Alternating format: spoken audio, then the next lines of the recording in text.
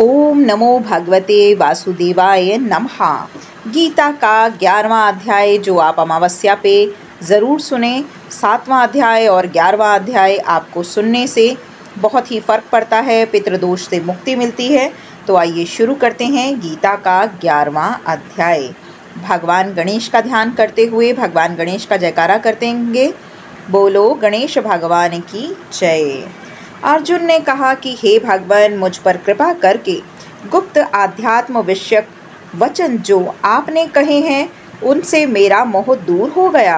हे कमल नेत्र, जीव की उत्पत्ति, नाश और उसका अक्षय महात्म्य आपके मुखारविंद से विस्तार पूर्वक सुना।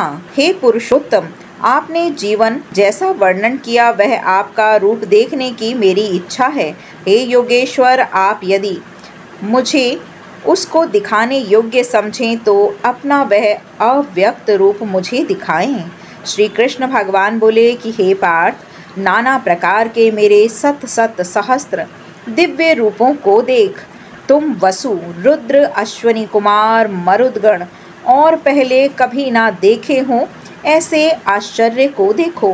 हे गुणाकेश, चराचर सहित यह जगत और जो देखना चाहो आप यहाँ मेरी देह में देख लो, परंतु इन नेत्रों से मुझे नहीं देख सकोगे, इसीलिए मैं तुमको दिव्य नेत्र देता हूँ, उनसे मेरा दिव्य रूप देखो। संजय ने धृतराष्ट्र से कहा कि हे राजन, इस प्रकार श्री कृष्ण ने अर्जुन से कहा और दिव्य दृष्टि देकर अपना अलौकिक रूप दिखलाया।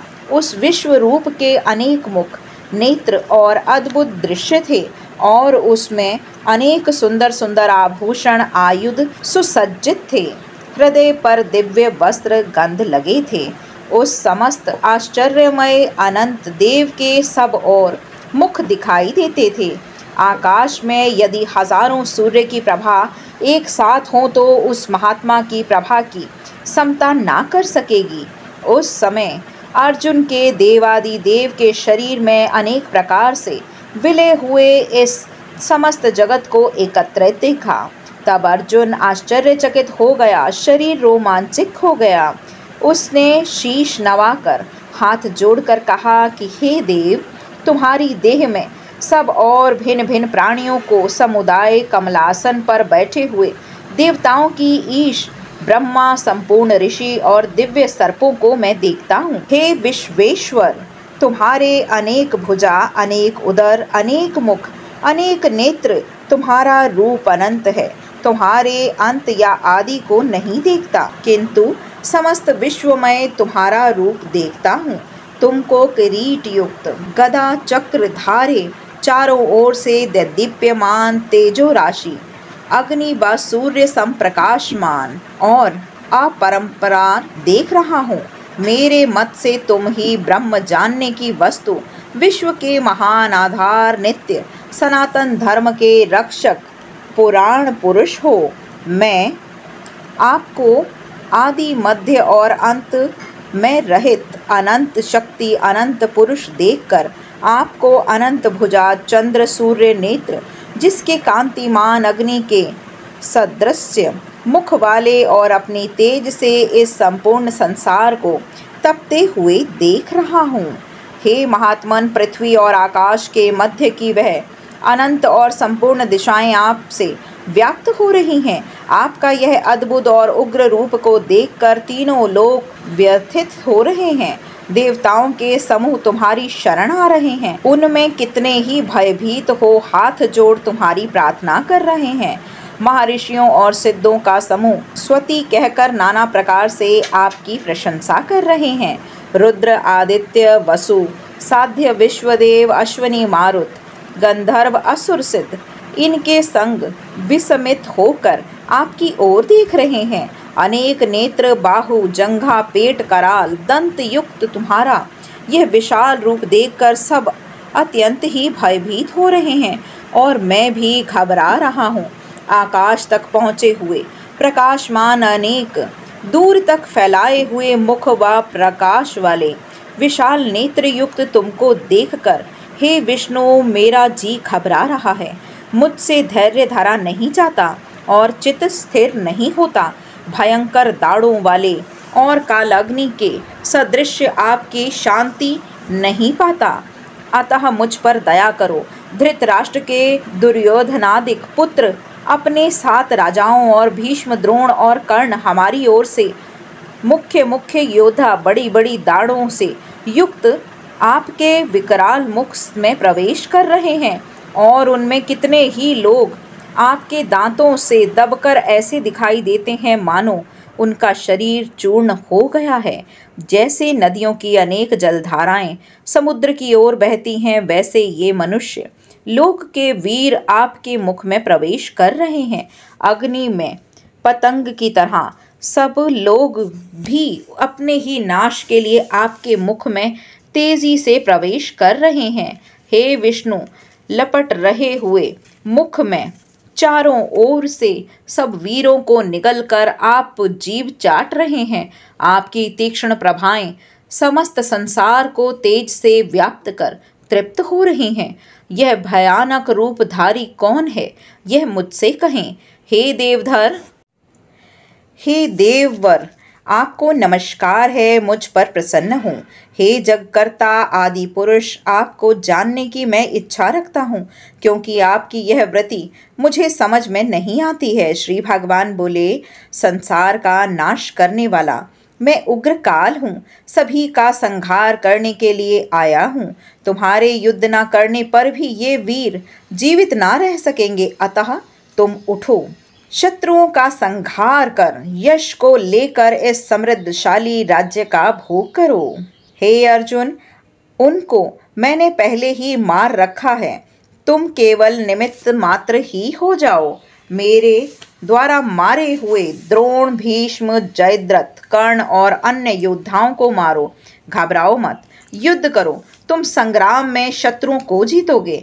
संजय ने कहा कि इस प्रकार से श्री कृष्ण के वचन सुनकर मुकुटधारी अर्जुन हाथ जोड़कर कंपित और भयभीत हुए साष्टांग प्रणाम कर नम्रता पूर्वक बोले, हे ऋषिकेश, आपके गुणगान करने से सब संसार प्रसन्न और प्रेम मग्न हो रहा है। राक्षस डरकर सब दिशाओं की ओर भाग रहे हैं और सिद्ध आपको नमस्कार कर रहे हैं, सो ठीक ही है। हे महात्मन, आप ब्रह्मा से भी श्रेष्ठ हो, आपको देवता क्यों ना नमस्कार करें। व्यक्त और अव्यक्त आप ही हो। हे अनंत, आप आदि देव हो, पुरातन पुरुष हो, विश्व के परम आधार हो, ज्ञाता श्रेय हो, श्रेष्ठ स्थान आप हो, विश्व का विस्तार करने वाले आप ही हो। आप वायु, यम, अग्नि, वरुण, चंद्र, ब्रह्मा और ब्रह्मा जी के भी पिता हो। आपको नमस्कार है और बार बार आप ही को नमस्कार है। आप अनंत बान और अतुल पराक्रमी हो। आप जगत में व्याप्त हो, इसीलिए संपूर्ण हो। तुम्हारी महिमा को ना जानकर मैंने तुमको अपना मित्र मानकर हे कृष्ण, हे सखे, ऐसे जो तिरस्कार से कहा सो प्रमाद से अर्थात स्नेह से अच्युत तुमसे इन बोलों की क्षमा मांगता हूँ। जो परिहास में विहार, सोने, बैठने और भोजने के समय अकेले मित्रों के मध्य में तुम्हारा अपमान किया है, सो क्षमा करो। स्थावर जंगम रूप के पिता, पूज्य और महान गुरु हो। त्रिलोकी में भी तुम्हारा समान कोई नहीं है। तुमसे अधिक अतुल प्रभाव कहाँ से होगा। इसीलिए हे ईश, तुमको सिर झुकाकर मैं प्रणाम करता हूँ, मुझ पर कृपा करो।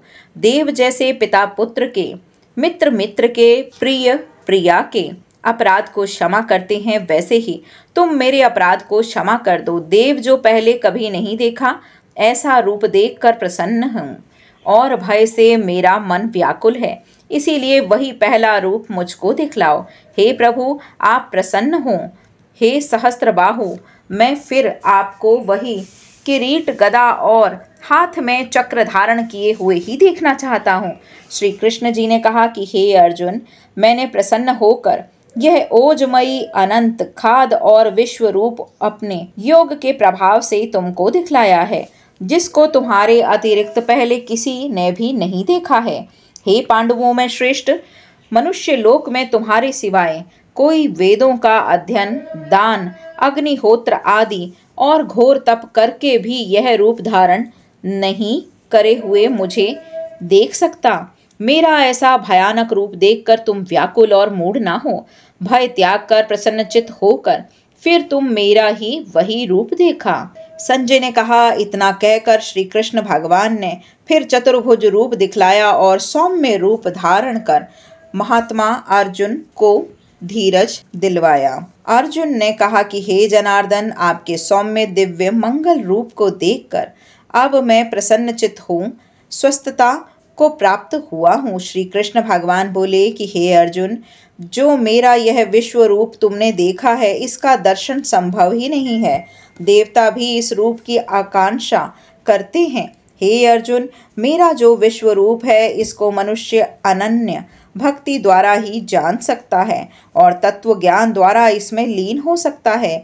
जो कोई मनुष्य मेरा ही भक्ति के लिए कर्म करके मुझे सर्वोत्तम मानते हैं, मुझ में भक्ति रखते हैं, सांसारिक दुखों से मुख मोड़ चुके हैं, संपूर्ण प्राणी मात्र से बैर त्याग चुके हैं, वे ही मुझको प्राप्त हो सकता है। बोलो लक्ष्मी नारायण भगवान की जय। बोलो लक्ष्मी नारायण भगवान की जय हो।